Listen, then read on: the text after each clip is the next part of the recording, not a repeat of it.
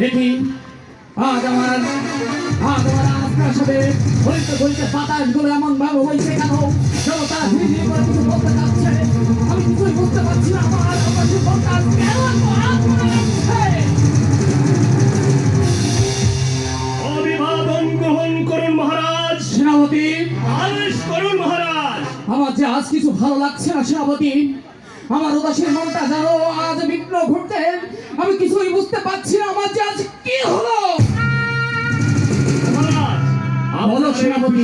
চেহারা মনে হচ্ছে আপনি চিন্তিত, মনে হচ্ছে আপনি বিস্মিত। কেন কেন আপনাকে এমন লাগছে মহারাজ? আমি তো কিছুই বুঝতে পারছি না সেনাপতি। আমার রাজ্যে কি কিছুই ঘটে গেল? মহারাজ বলো সেনাপতি। আপনি যদি অভয় দেন তাহলে বলতে পারি আপনার রাজ্যের আলাদে কালাদের বাতাসগুলো কি বলতে চাচ্ছে, কি তারা শোনাতে চাচ্ছে তাদের মনে কষ্ট। মহারাজ সেনাপতি, আদেশ করুন মহারাজ। আমি হলাম এই রাজ্যের রাজা। আমি তোমাকে আদেশ দিচ্ছি, তুমি নির্বিধায় নির্বিঘ্নে তোমার মনের সমস্ত কথা আজ তুমি আমাকে খুলে বলো। আমি সবকিছু জানতেই চাই। মহারাজ তাহলে আপনি আমায় অভয় দিচ্ছেন?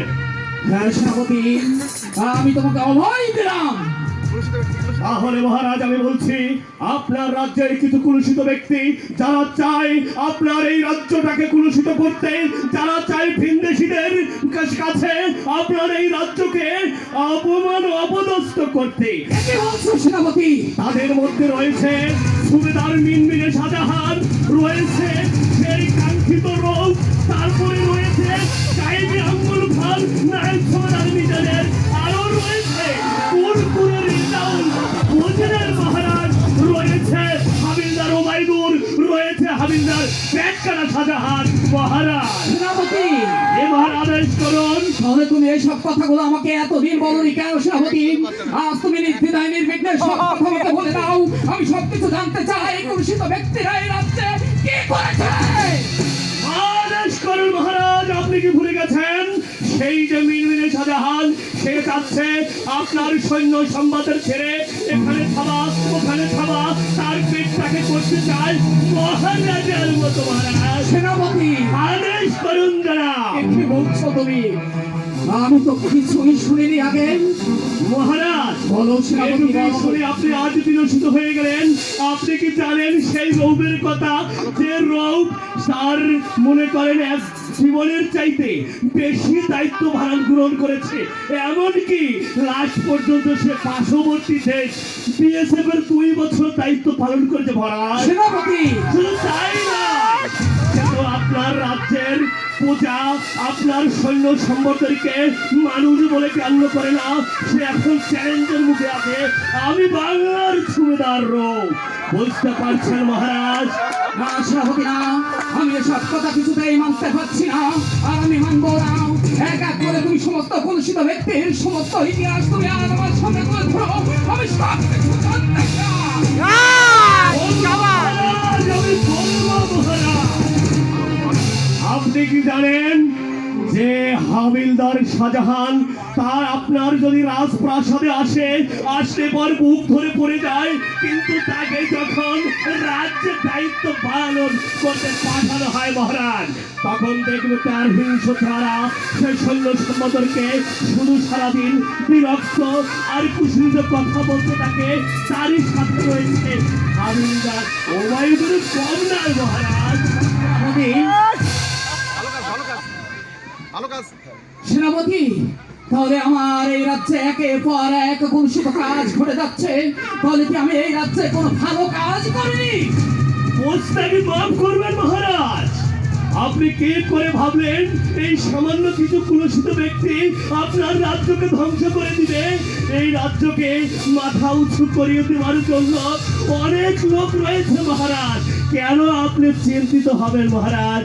যেমন আপনি মনে করেন সেই যে আপনার বাংলার সুবেদার সিরাজ সাহেব রয়েছে। সিরাজ সাহেব, মহারাজ তারপরে রয়েছেন নাইব সুবেদার হযরত সাহেব, আরও রয়েছেন নূর মোহাম্মদ সাহেব, আরও রয়েছেন হাবিলদার ইসমাইল, যে কিনা সেই আপনার ওই যে মফিজ রাজ্য থেকে মানে রংপুর থেকে আগত মহারাজ। সেনাপতি আদেশ করুন মহারাজ।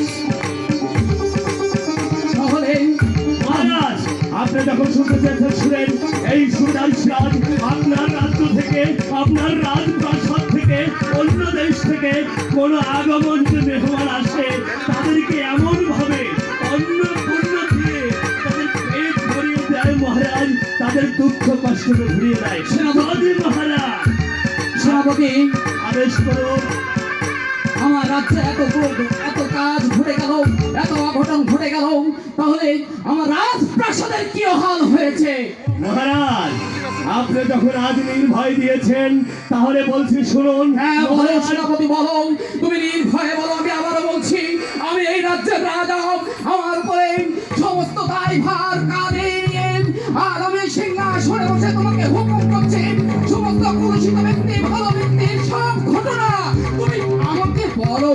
মহারাজ শোনেন তাহলে মহারাজ, আপনার এই রাজপ্রাসাদে যারা রয়েছে এদের মধ্যে রয়েছে অনেক চুগলিবাজ, রয়েছে অনেক নায়ক শাহ আলমের মতো তেলবাজ, রয়েছে ইমরানের মতো কলুষিত ব্যক্তি, আরও রয়েছে পূর্বিকার প্রদীপের মতো ভিন্নিত লোক।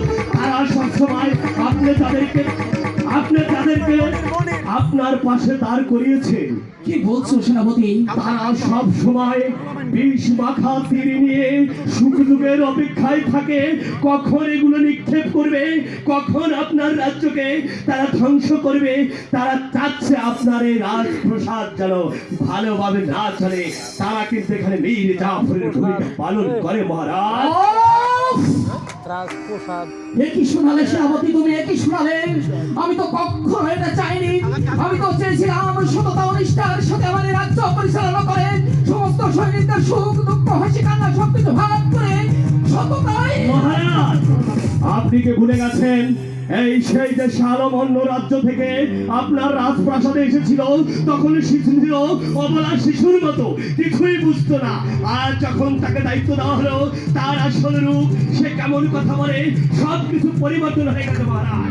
মহারাজ আপনি আরো দেখেছেন ওই যে ইমরান, সে কি করে আমাদের আপনার রাজপ্রাসাদের রাজ্যের কোন সৈন্য সম্বর যদি কোন চিঠি নিয়ে দূর দূরান্তে যায়, তাদের বিল কিন্তু সংকলন হয়ে আসে। আর তারা মহারাজ তারা যদি এই ঘুষের বাজার যায় একটা চিঠি নিয়ে, সেখানে বিয়ে হয়, তাদের কোনো কমতি নেই মহারাজ। আরো শুনেন মহারাজ, আপনার রাজ্যে কি না ঘটে। এই যে আপনার যে পাদুকা সেলাইকারী প্রদীপ, তার কাছে যদি আপনি যান তাহলে বলবে সূর্য উদয় নয়, সূর্য অস্তে আসো মহারাজ।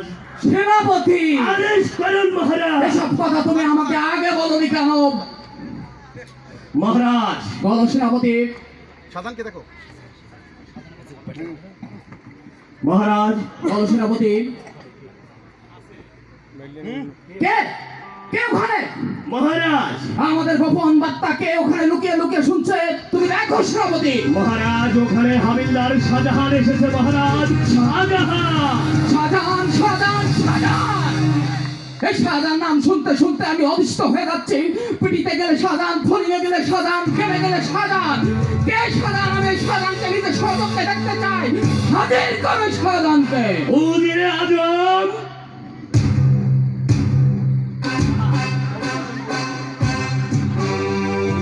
গ্রহণ করুন মহারাজ। উজির আদেশ করুন মহারাজ। শাহজাহানকে আমার সামনে আনো।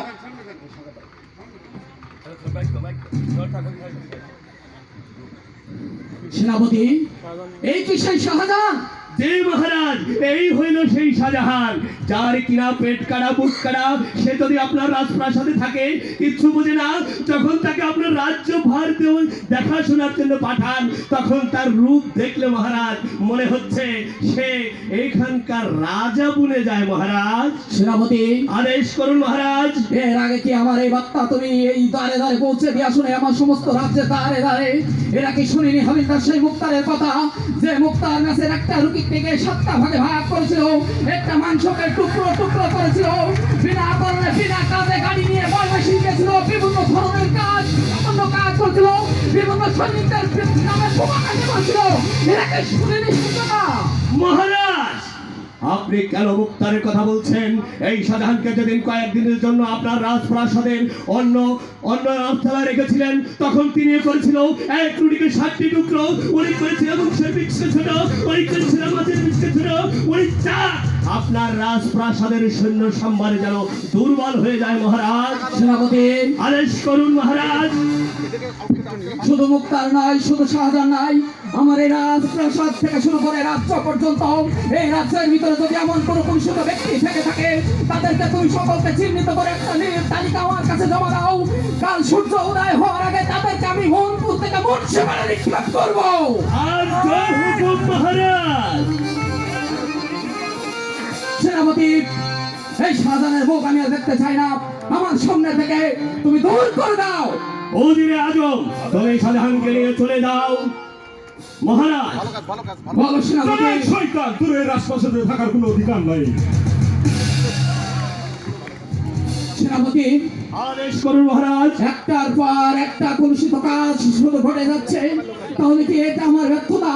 আমি কি এই রাজ্যের জন্য কোনো ভালো কাজ করিনি? এটা কি বললেন মহারাজ? অবাজের কি আপনি এই ব্যাটালিয়নের জন্য, আপনার রাজপ্রাসাদের জন্য করেননি? আপনার এই রাজপ্রাসাদের সৈন্য সম্বর যারা সব পরিবারে বসবাস করে, তাদের বাসায় এমন কোন জিনিসটি আপনি না দিয়েছেন মহারাজ? আর কি করেছি? মহারাজ, আপনি আমাদের এখান থেকে পিটি করার রাস্তা সবকিছুকে পাকা করেছেন, আপনি করেছেন। আপনার সৈন্য সম্বল ভালোভাবে ডিউটি করতে পারে, নিশির না লাগে, সূর্যের রোদ না লাগে, তখন তাদের জন্য আপনি সুন্দর একটা শয়নশালা করে দিয়েছেন মহারাজ। বেশ, আপনি কি করেননি? আমাদের রন্ধনশালা থেকে শুরু করে খাদ্য গুদাম সবখানে আপনার এমন সুন্দর আবির্ভাব, তা আমি আর কি বলবো। প্রতিটা প্রতিটা প্রতিটা সৈন্য সম্ভারের মুখে। মহারাজ, বলো সেনাপতি। অতীব একটা দুঃখের সংবাদ আছে মহারাজ। দুঃখ দুঃখ আর দুঃখ, এতগুলো দুঃখের বাণী তুমি আমাকে শোনালে, তারপরও কি তোমার তৃপ্তি হয় নাই সেনাপতি? আবার কি দুঃখের বাণী নিয়ে তুমি আগমন করেছো? বেয়াদবি মাফ করবেন মহারাজ। বলো সেনাপতি। আপনার রাজপ্রাসাদ থেকে গত 3 দিন আগে একটি সৈনিক পলায়ন করেছেন। গতকালকে তার সজ্ঞানের স্বইচ্ছায় আবার আপনার রাজপ্রাসাদে এসে হাজির হয়েছে মহারাজ। কে সেই কলুষিত সৈনিক যে আমার এত বড় রাজ্যকে অবমাননা করে আমার এই রাজ্য থেকে পালন করেছে সেনাপতি?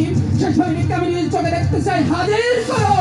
ওজিরে আজম, আদেশ করুন মহারাজ। কোথায় রেখেছো তুমি সেই কলুষিত সৈনিককে যে এই সুন্দর রাজপ্রাসাদ থেকে ভেঙে গিয়েছে?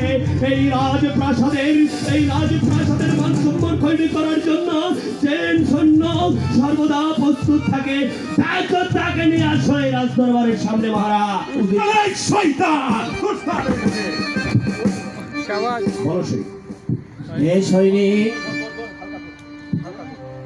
বলো বলো তোমার মনে কিসের দুঃখ, কি কারণে তুমি আমার রাজ্য ছেড়ে পলায়ন করেছো? নতুন বিয়াহ করছি জহনাব গো, ও জানা মনে দয়া মানে না হয় আমার জানা জহনাব গো। 3 মাস ধরে ছুটি পাই না গো, ও জানা মনে না আমারে আমার জানা জহনাব গো। সেনাপতি, মহারাজ, কি বলছে সৈনিক? এর মায়া কান্না আর মিথ্যে চোখের চলে আপনি নরম হবেন না। এই সৈনিকের আগে আরো 2 বার পলায়ন করেছে মহারাজ। না মহারাজ, সে বলছে সে নাকি 3 মাস ধরে ছুটি যায়নি। আমার এই রাজ্যে তো 3 মাসের কোনো সৈনিক নাই যে ছুটি যায়নি। আমার রাজ্যে তো ছুটির কোনো অভাব নাই। মহারাজ, বলো সেনাপতি। দোস্তাকে মাফ করবেন, আপনি কি ভুলে গেছেন সেই সুবেদার রৌবের কথা, যার কাছে আপনার সৈন্য সম্মানে যদি যায়, আমার পরিবার বর্গে কোনো সমস্যা রয়েছে, আমার মা বাবা থেকে শুরু করে যে অসুস্থ, তখন তার হিংস্র চেহারা দেখা যায়, সে মনে করে যে তার নিজ গৃহে না গিয়ে তার গৃহে যাবে। এর জন্যই তো কিছু কিছু যাকে তার পছন্দ না হয় তাদের 3 মাস অতিক্রম হয় মহারাজ। হে সৈনিক, আর কি কারণে তুমি পলায়ন করেছো বলো? তুমি সব কিছু নির্দ্বিধায় আজ আমাকে বলো, আমাকে সবকিছু জানতেই হবে। বাবার পছন্দে বিয়া করছি গো ও জানা যৌতুক নিছি টাকারে আমার গনা জহনার গো বাবার পছন্দের মেয়ে জহনার গো মহারাজ বলো সেনাপতি। লাগে না আমারে আমার জনা জহনার গো মহারাজ সেনাপতি, এর যতগুলো কথা শুনেছেন, যা কিছু বলতেছে, আমার মনে হচ্ছে এই সব কিছুর মধ্যে একটা ঘাবলা রয়েছে মহারাজ। ঘাবলা? একে এমন শাস্তি দিতে হবে যেন একে দেখে আপনার রাজপ্রাসাদের আর কোনো সৈন্য সম্ভার যেন পলায়ন না করে, আপনার রাজপ্রাসাদকে আর যেন কুলুষিত মান সম্মান ক্ষুণ্ণ না হয়, এই দিকে খেয়াল রাখবেন মহারাজ। বেশ। হে সৈনিক, আর কি কষ্ট আছে তোমার বলো? মেয়ের বাবা মামলা করছে রে ও জানা ভাগা সারা উপায় নাই আমার জানা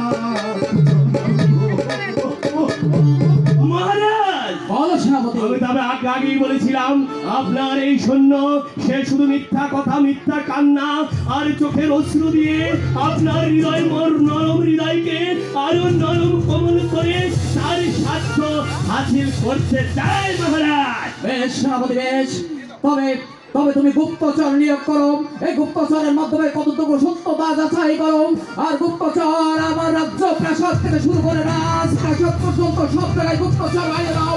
সেই গুপ্তচরের মাধ্যমে সমস্ত ইতিহাস তুলে ধরে আনো, আর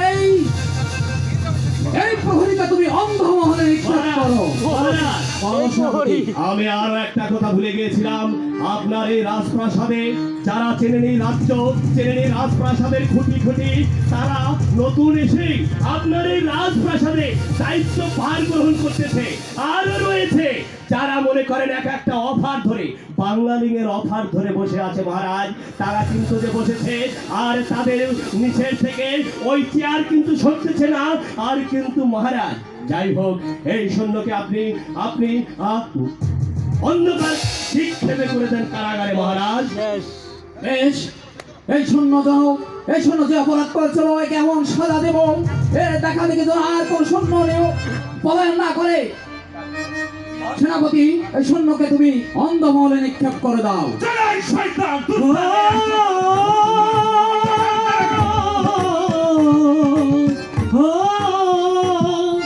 ওরে কাহাদিস না রে ওরে সৈনিক, মুছে চোখের জল, এই দুনিয়ায় যার কেহ নাই আল্লাহ তারি বল।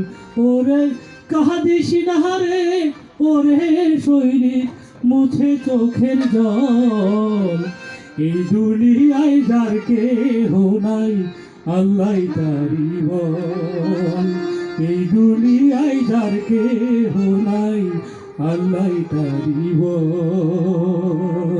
ধন্যবাদ সবাইকে। আমাদের এই রাজা পূজার অনুষ্ঠানে যদি কারো হৃদয়ের মাঝে ভালো লেগে থাকে, ধন্যবাদ। তবে এই রাজা পূজার অনুষ্ঠান থেকে কেউ মনে করতে নেবেন না। আবার দেখা হবে। আল্লাহ হাফেজ। ছোট